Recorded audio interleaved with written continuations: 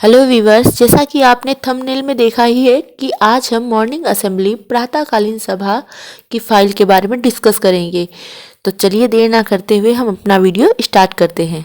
तो इस फाइल के अंतर्गत सबसे पहले हम प्रातःकालीन सभा का अर्थ देखेंगे। हम अपने जीवन में हर नया कार्य करने से पहले ईश्वर से कार्य को निर्विघ्न समाप्ति या बिना किसी रुकावट के लक्ष्य की प्राप्ति के लिए प्रार्थना करते हैं। यानी कि हम कोई भी जब कार्य करते हैं तो सबसे पहले हम ईश्वर को याद करते हैं कि हमारा जो कार्य है वो बिना किसी रुकावट के संपन्न हो जाए। तो उसी तरीके से हम दिन की शुरुआत करने के लिए जो है विद्यालय में सबसे पहले प्रार्थना से शुरुआत करते हैं। इसी प्रकार प्रत्येक विद्यालय में दिन के आरंभ में प्रातःकालीन सभा का आयोजन किया जाता है, जहां प्रार्थना, सुविचार और दिन भर के कुछ महत्वपूर्ण कार्यों के बारे में विचार किया जाता है।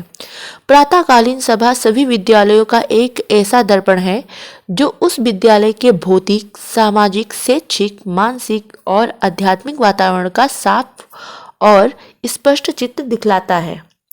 विद्यालय के दैनिक जीवन में अनुशासन का पहला पाठ प्रार्थना सभा से शुरू होता है, जो सामुदायिक सहभागिता की ओर बालक को अभिप्रेरित करता है।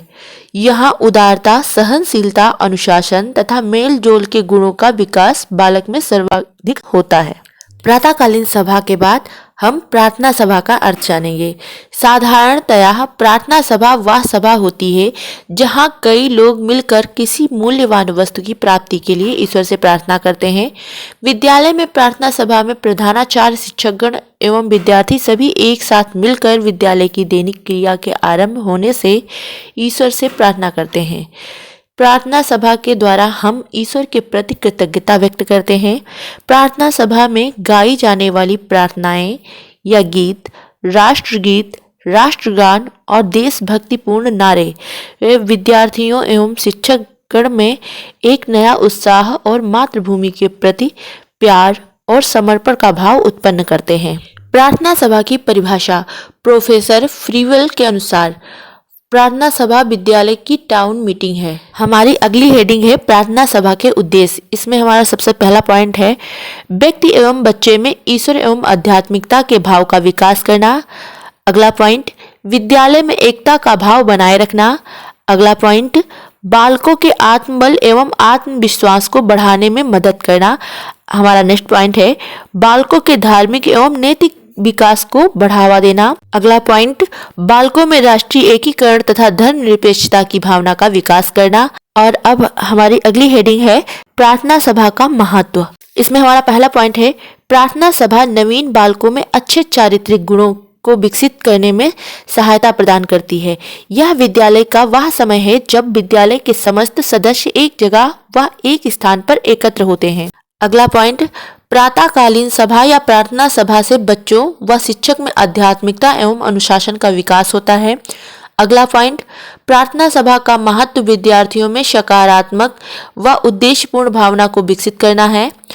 अगला पॉइंट विद्यार्थियों के चरित्र निर्माण में प्रार्थना सभा की महत्वपूर्ण भूमिका रहती है। अगला पॉइंट प्रार्थना सभा विद्यार्थियों के आत्मविश्वास में एक सकारात्मक योगदान देती है। हमारी अगली हेडिंग है प्रार्थना सभा के निर्देश। प्रार्थना सभा को निर्देशित एवं संचालित करते समय हमें कुछ निर्देश देने होते हैं जिससे कि प्रार्थना सभा के संचालन में किसी प्रकार की बाधा ना उत्पन्न हो। आप जानते ही हैं जब हम कोई भी कार्य करते हैं विद्यालय में तो उससे पहले हमें कमांड देनी रहती है, बच्चों को कुछ विशेष नियमों को बताना रहता है, उन्हीं को यहाँ पे जो है निर्देश कहा जा रहा है। इसमें हमारा सबसे पहला निर्देश है प्रार्थना सभा में सभी को अनुशासित रहना है। प्रार्थना सभा के दौरान होने वाले कार्यक्रमों की सूची बनाकर पहले ही जो है शिक्षक को रखनी चाहिए। हमारा अगला पॉइंट विद्यालय के समस्त सदस्य एवं प्रशासन अपना सहयोग बनाए रखें। अगला पॉइंट सभी बच्चे प्रार्थना के दौरान किसी प्रकार कोई वार्तालाप ना करें। नेक्स्ट पॉइंट प्रार्थना सभा के अंत में किसी प्रकार की भगदड़ या जल्दबाजी ना करें। प्रार्थना सभा का संगठन। इस हेडिंग के अंतर्गत हम यह लिखेंगे कि प्रार्थना सभा के दौरान विद्यालय में कौन कौन सी प्रक्रियाएं कराई जाती हैं। जैसे सबसे पहले क्या कराई जाती है ईश्वर वंदना, फिर देशभक्ति गीत, फिर राष्ट्रगान, फिर प्रतिज्ञा, फिर दैनिक समाचार, फिर सुविचार, फिर आवश्यक सूचनाओं का आयोजन किया जाता है। अगर आपके विद्यालय में इनमें से कोई क्रिया नहीं होती तो आप उसको अपनी इस हेडिंग से स्किप कर सकते हैं, और अगर ऐसे ही सेम होती तो आप ऐसे ही लिख सकते हैं। फिर अगली हेडिंग है प्रार्थना सभा के संगठन के महत्वपूर्ण बिंदु, कि इसमें क्या किन किन बातों पर ध्यान देना चाहिए, इसके लिए ये बिंदु है।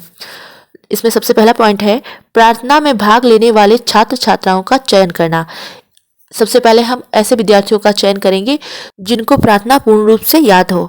हमारा अगला पॉइंट है सभी विद्यार्थियों को सभा में भाग लेने के लिए अनुशासित तरीके से बुलाना। फिर हमारा अगला पॉइंट है सभी कार्यक्रमों का उचित एवं सही ढंग से प्रस्तुतिकरण करना। फिर अगला पॉइंट शिक्षकों की सहायता से सभी विद्यार्थियों को अपनी कक्षा की पंक्तियों में उचित दिशा में खड़े करना। फिर अगला पॉइंट सभा संचालन में भाग लेने वाले छात्रों को सभा को पूर्ण व अच्छे ढंग से संचालन करने के लिए प्रशिक्षित करना। नेक्स्ट पॉइंट प्रार्थना सभा समाप्त होने के बाद सभी बच्चों को अनुशासित रूप से कक्षा में भेजना। इसके बाद सबसे लास्ट में हम निष्कर्ष लिखेंगे।